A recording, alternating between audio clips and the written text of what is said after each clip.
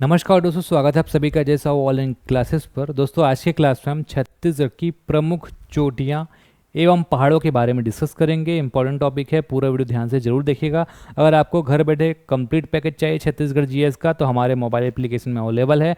Play store पर जाकर Ajay Sahu online classes search कर लीजिएगा। वहाँ से आप छत्तीसगढ़ जीएस का न्यू पैकेज खरीद सकते हैं, जहाँ पे आपको 33 जिले के अनुसार अपडेटेड क्लासेस मिल जाएंगे। अधिक जानकारी के लिए आप इस नंबर पे कांटेक्ट कर सकते हैं। ये हमारा व्हाट्सएप नंबर भी है, यहाँ पे आप कॉल भी कर सकते हैं। शुरू करेंगे आज के क्लास।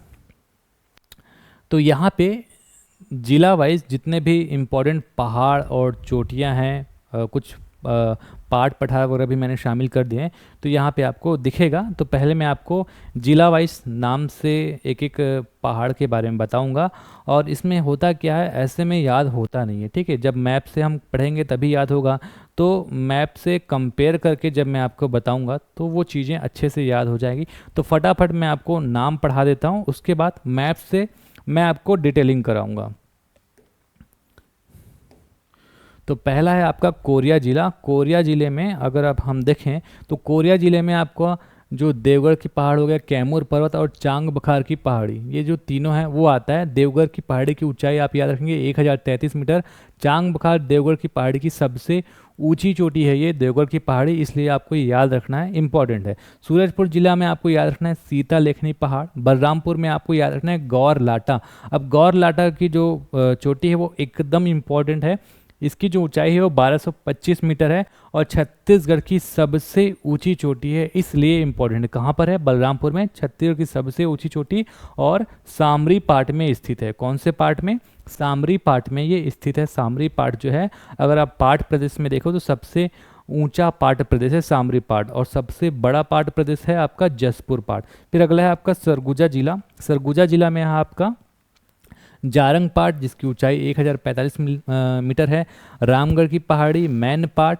मैन पाट की जो ऊंचाई है वो है आपका 1152 मीटर। मैन पाट जो क्षेत्र है वो सबसे ठंडा क्षेत्र है छत्तीसगढ़ का, इसलिए इसको छत्तीसगढ़ का शिमला भी कहा जाता है।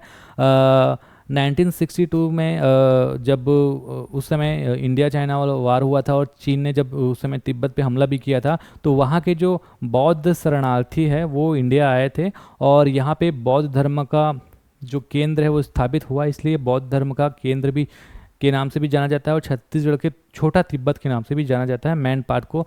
जसपुर में आपका है जसपुर पाट, और जो जसपुर पाट है वो एरिया वाइज अगर देखा जाए तो सबसे बड़ा पाट प्रदेश है छत्तीसगढ़ का। याद रखेंगे, सबसे बड़ा पाट प्रदेश जसपुर पाट और सबसे ऊंचा पाट प्रदेश सामरी पाट, और सामरी पाट में ही है छत्तीसगढ़ की जो सबसे ऊंची चोटी गौर लाटा, जिसकी जो ऊंचाई है वो है आपका 1225 मीटर। फिर अगला है आपका गौरेला पेंड्रा मरवाही जिला। इसमें आप क्या क्या याद रखेंगे?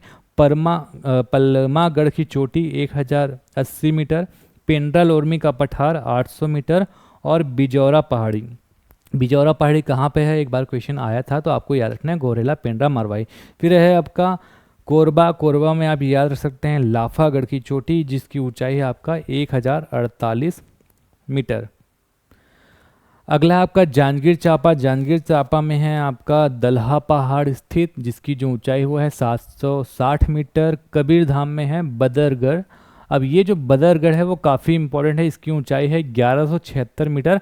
मैकल श्रेणी की सबसे ऊंची चोटी है। मैकल श्रेणी में जितने भी चोटियां हैं उसमें सबसे ऊंची बदरगढ़ है, और बदरगढ़ कहाँ पर स्थित है? कबीरधाम। कबीरधाम को कवर्धा के नाम से भी जाना जाता है, ठीक है। उसके बाद बलौदा बाजार में आते हैं। तो बलौदा बाजार जो है, यहाँ पर छाता पहाड़ आपको याद रखना है, इम्पॉर्टेंट है। जो सतनाम गुरु है, गुरु घासीदास जी, इनसे संबंधित है ये छाता पहाड़, इसलिए इम्पोर्टेंट है। फिर आपका है महासमुंद में धारी डोंगर। इसको शिशुपाल पर्वत के नाम से भी जाना जाता है। 899 मीटर इसकी ऊंचाई है। राजनांदगांव में है आपका डोंगरगढ़ पहाड़ी। यहाँ पर जो है बमलेश्वरी मंदिर स्थित है। डोंगरगढ़ की पहाड़ी याद रखना है 704 मीटर। कुल्हरी की पहाड़ी है और कलवारी की पहाड़ी। तो कुल्हरी और कलवारी ये दोनों जो पहाड़ी है वो राजनांदगांव में स्थित है। बालोद में है आपका दल्ली राजहरा की पहाड़ियाँ, और दल्ली राजहरा की जो पहाड़ी है वो लौह अयस्क के लिए काफ़ी महत्वपूर्ण है। यहाँ पर लौह अयस्क पाया जाता है। फिर है आपका सिहावा पर्वत धमतरी में स्थित है। इसका जो प्राचीन नाम है वो है सुक्तिमती। 586 मीटर के आसपास इसकी ऊंचाई है। सिहावा पर्वत से ही महानदी फरसिया नामक स्थान से निकलती है, और महानदी इससे निकलती है, इसलिए सिहावा पर्वत आपको याद रखना इंपॉर्टेंट है। इसकी जो प्राचीन नाम है सुक्तिमती, ये भी आप याद रखेंगे। गरियाबंद में है आपका सोनबेरा का पठार, और नरियर पानी की जो ऊंचाई है 826 मीटर। कांकेर में है आपका आरी डोंगर पहाड़ जो कि भानु प्रतापपुर में है, और गड़िया पहाड़ और चारामा पहाड़, ये तीनों जो है वो आपका कांकेर में है। फिर अब आते हैं नारायणपुर। तो नारायणपुर में है आपका छोटे डोंगर और अबूझमाड़ की पहाड़ी। अबूझमाड़ की पहाड़ी की हम बात करें तो नारायणपुर के साथ साथ इसका विस्तार बीजापुर में भी है। ठीक है, याद रखेंगे ये चीज़। अबूझमाड़ का जो विस्तार है वो नारायणपुर के साथ साथ बीजापुर में भी है। अबूझमाड़ की जो ऊंचाई है वो 1076 मीटर है। और बस्तर का जो पठार है, बस्तर के पठार की जो सबसे ऊंची चोटी है वो है अबूझमाड़ की पहाड़ी, है ना। बस्तर के पठार का सबसे ऊंचा क्षेत्र है अबूझमाड़ की पहाड़ी। अब यहाँ पर कोंडा गांव में है बड़े डोंगर, याद रखेंगे।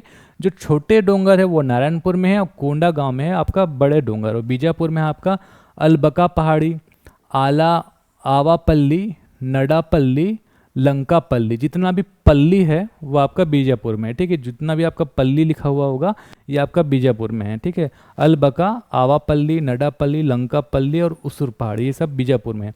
दंतेवाड़ा में आपका नंदीराज, बैलाडिला में है, इसको बैलाडिला की पहाड़ी के नाम से भी जाना जाता है। 1210 मीटर इसकी ऊंचाई है, और दंडकारण्य की पहाड़ी की सबसे ऊंची चोटी है नंदीराज। बस्तर में आपका मांझी डोंगरी, और सुकमा में आपका गोलापल्ली का पठार। ठीक है, यहाँ पे एक छुरी उदय की भी पहाड़ियाँ आप जोड़ सकते हैं, और छुरी उदयपुर की पहाड़ियाँ जो है सरगुजा, कोरबा और रायगढ़, इन तीनों जगह में फैला हुआ है। अब ये सब कुछ तो हमने पढ़ लिया थ्योरी, इसको हम मैप में समझेंगे कुछ इस तरीके से। सबका मैपिंग मैंने एक ही इमेज में किया हुआ है, और ये जिला वाइज मैंने किया है। इस इमेज को अगर आप याद रखेंगे, मैं थोड़ा सा जूम करके दिखा देता हूँ।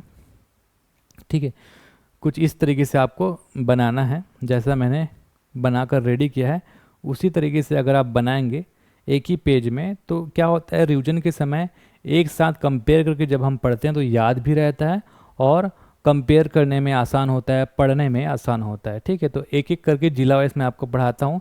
सबसे पहले हम देखते हैं ऊपर में कोरिया जिला में। ठीक है, तो यहाँ पर आप देखेंगे कोरिया जिला। कोरिया जिले में आपका देवगढ़ जो है चांग बखार पहाड़ी की सबसे ऊंची चोटी है। चांग बखार देवगढ़ की पहाड़ियाँ जो हैं उसमें देवगढ़ की जो पहाड़ी वो सबसे ऊंचा हिस्सा है। इसकी ऊंचाई आपको याद रख लेना है 1033 मीटर।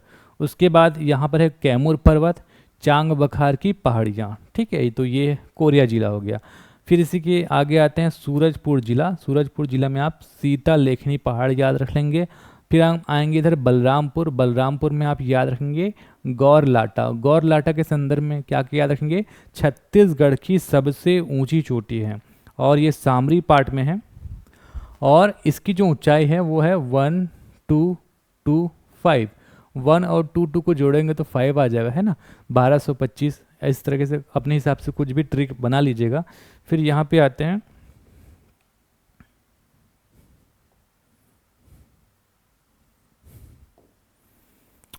ये है आपका सरगुजा में जारंग पाट। इसकी जो ऊंचाई है 1045 मीटर है।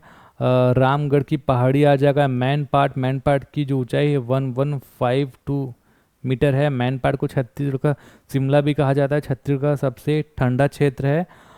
जसपुर में अगर हम आए तो यहाँ पर है जसपुर पाट, ये सबसे बड़ा पाट प्रदेश है। जसपुर पाट जो है वो सबसे बड़ा पाट प्रदेश है।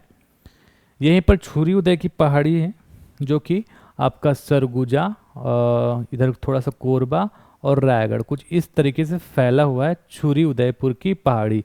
कोरबा में अगर हम आएंगे तो कोरबा में है लाफागढ़ की चोटी जिसकी ऊंचाई है 1048 मीटर। ठीक है,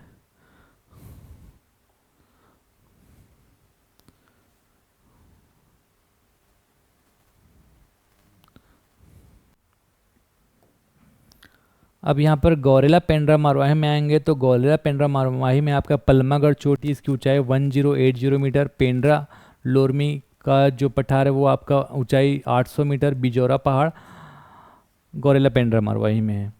जांजगीर चांपा में आपका दलहा पहाड़, ऊंचाई 760 मीटर। छाता पहाड़ी याद रखेंगे बलौदा बाजार में। कबीर धाम में आप याद रखेंगे बदरगढ़ की पहाड़ी मैकल श्रेणी की सबसे ऊंची पहाड़ी है, ऊंचाई 1176 मीटर। राजनांदगांव में देखेंगे, राजनांदगांव में डोंगरगढ़ की पहाड़ी जिसकी ऊंचाई है आपका 704 मीटर। कुलहरी और कलवारी ये दोनों पहाड़ी राजनांदगांव में स्थित है। आपका यहाँ पे बालोद में है दल्ली राजहरा। महासमुंद में है धारी डोंगरी, इसको शिशुपाल के नाम से भी जाना जाता है, 899 मीटर इसकी ऊंचाई है।